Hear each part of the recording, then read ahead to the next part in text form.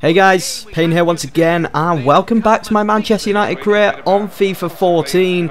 And before we get going with what's been going on in the world of Manchester United in my career mode on FIFA 14, I'd just like to thank everyone that tuned in and watched my previous video where I spoke about David Moyes, my thoughts and my opinions on Moyes and the current situation at Manchester United. It was excellent. The comments section yesterday evening was absolutely buzzing. It came alive with everyone's thoughts, their opinions. It's great. It was great to actually go through every single comment, reading it. There's still comments coming in after watching that video, and it is good to read it, see what people are thinking. Are they thinking the same as you? Are they thinking differently? You know, I think it's pretty healthy to have a good, decent discussion, whether it's about games, whether it's about football or TV shows, it doesn't matter what, but it's always good to have a decent discussion.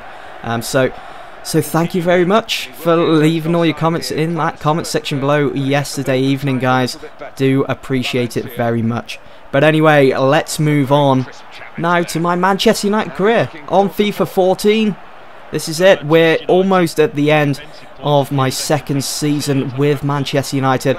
I'm not too sure really how many seasons I want to be doing with United here on FIFA 14. I know that I don't want to do as many as I did on FIFA 13 because I want to broaden my horizons and go to another team instead of it always being Manchester United. Even though it's the team that I do support in real life, it's always good to try out other teams when it comes to FIFA 14. I was going to say 13 then.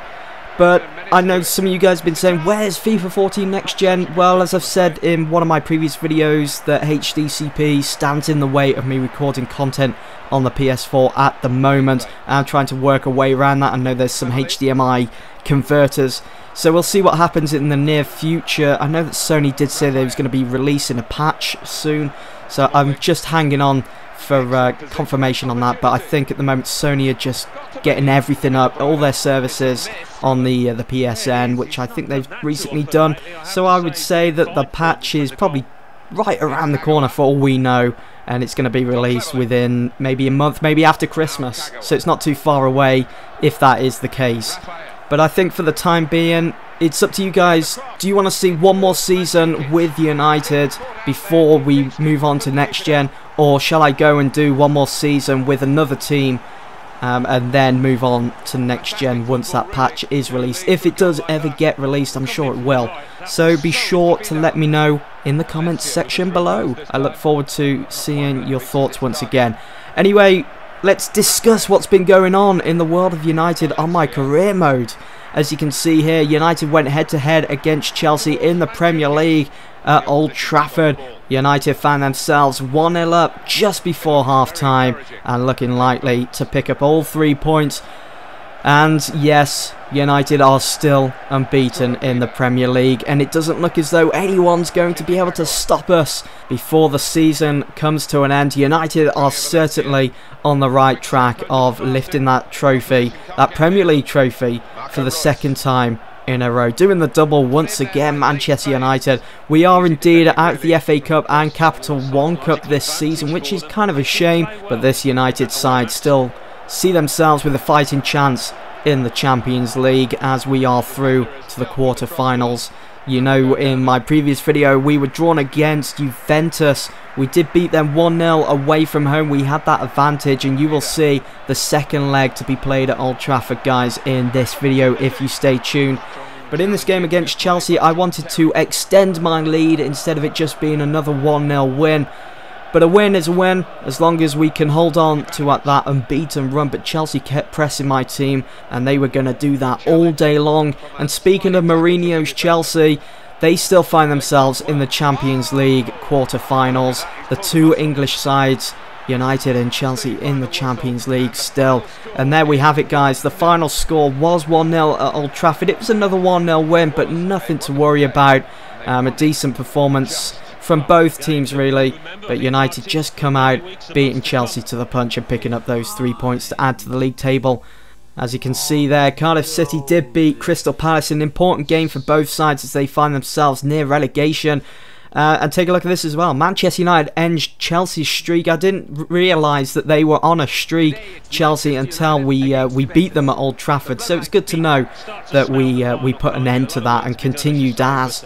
So we have to move on to our next game. As you saw though with my start 11 against Chelsea, I did rest some key players as they would definitely be needed for the second leg in the quarterfinals of the Champions League against Juventus. Vidal playing his former side for the second time. He didn't have the best of times playing away, but this was it. He was in front of his home fans, his new fans now at Old Trafford for United, and there we go.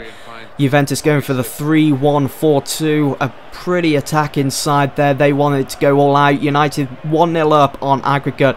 We just had to make sure that we could put an end to that. Maybe just hold on to it. All we had to do was hold on to a 0-0 draw and we would be through if anything. Or I could make the team go all out and go for goal after goal after goal. But you do find in real life with teams, the bigger teams when in the Champions League, when there's two legs to be played, the one team, it doesn't matter which team really, will go all out in the first leg, try and do as much as possible, try and score as many goals as possible, and then come the second leg they seem to sit back and kind of relax and just have their defences up and ready for the attacking team, because they know that they're going to be on the back foot and looking to get back into this game.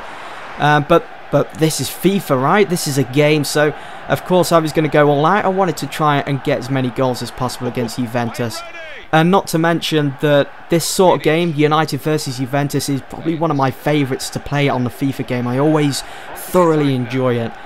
It always turns out to be one of those games. You guys know what I'm talking about, right? But the game in the second half still stood at 0-0. It's getting pretty tough here until Mandzukic for Manchester United came to the rescue and made it 1-0 at Old Trafford and 2-0 on aggregate. At the hour mark, right on the hour mark, it certainly wasn't looking good for Juventus, because now they found themselves in very deep waters. Could they rescue themselves? Could Tevez, of all people, former Manchester United player, could he help Juventus get back out of this sticky situation and maybe draw level, take this one to extra time, maybe even penalties? But it certainly wasn't looking likely as we hit the 84th minute. I wanted more. I wanted more goals.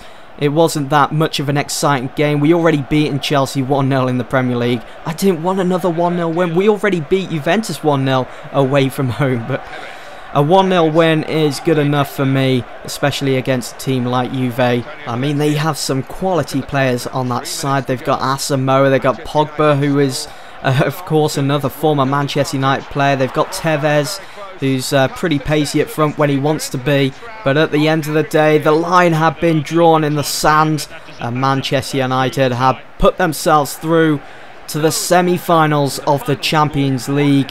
There is no going back now. Battle cry for United as we find out who we will be drawn against in the semis. As you can see here, the tournament tree of the Champions League, United through. Real Madrid, after beating their bitter rivals in the El Clasico there, Barcelona beating them 4-2. Bayern Munich find themselves going through to the next round as well after beating PSG. And also Chelsea go through to the semi-finals of the Champions League. Who will Manchester United get in the semi-finals? Will it be Chelsea? Will it be Bayern Munich, or will it be Real Madrid? You guys are just going to have to stay tuned. Take a look at that as well. Unsettled De Gea may head for exit door. I'm not too sure whether this is just speculation. I think it is at the moment. I mean, De Gea hasn't actually come to me personally and said, I want to leave. Here's my transfer request. And take a look at this as well. Do Manchester United miss Nani? I'm going to leave that question to you guys to leave your thoughts in the comment section below. Do United miss Nani? Because, I mean, we've got Royce on the team now. Let me know in the comment section below. I did then go and have a look at Januzaj on the actual squad report and take a look at that for some stats. He's up to 71 at the moment. At the age of 20, it is only going to get better. I can't wait. And just wow, I mean, it's game after game. Important games as well. They're not just games against the smaller sides. They're games against Juventus, Chelsea, Arsenal, and even Liverpool away from home at Anfield. United still find themselves unbeaten in the Premier League. It's match day 30, 8 games remaining, and we find ourselves 9 points top of the Premier League. This is it now. We need to focus on picking up those last couple of wins because it can all turn around. Only 9 points top. All it takes is 3 games to be lost and Arsenal to win 3 games and they're level with us straight away. We can't drop our performance, so we had to make sure that we could pick up a win here or maybe even another draw against Liverpool and then focus on our next game in the Premier League, which again is played away against Southampton. But with just under 10 minutes gone of the game, Ashley Young with a smashing chance for United to open up the scoring. Made himself some space, first touch hit on his right foot, but Mignolet just got in the way of the ball going into the back of the net, making it 1-0 to Manchester United. The game still stood at 0-0 come the second half. Liverpool trying their best to go 1-0 up in front of their home fans here at Anfield. Jose Enrique gave that one to Sturridge. My, was I shocked when the ball rolled in to the bottom corner, putting Liverpool 1-0 up. Daniel Sturridge is a player that you need to watch out for. He is a hitman in front of goal for Liverpool. And just watching that on the replay again, I'm baffled. How did that one go into the bottom net? I bet there was some curl on the ball there, but De Gea in this game, he just didn't seem as though he was himself like he has been, or how he was last season. If you remember, guys, he was putting in some phenomenal performances for this United side, but this season he seems to be slipping. But just taking a look at the squad report before this game, De Gea's morale is through the roof. He's really enjoying his time at United. Of course he is. He's getting first team football almost every game.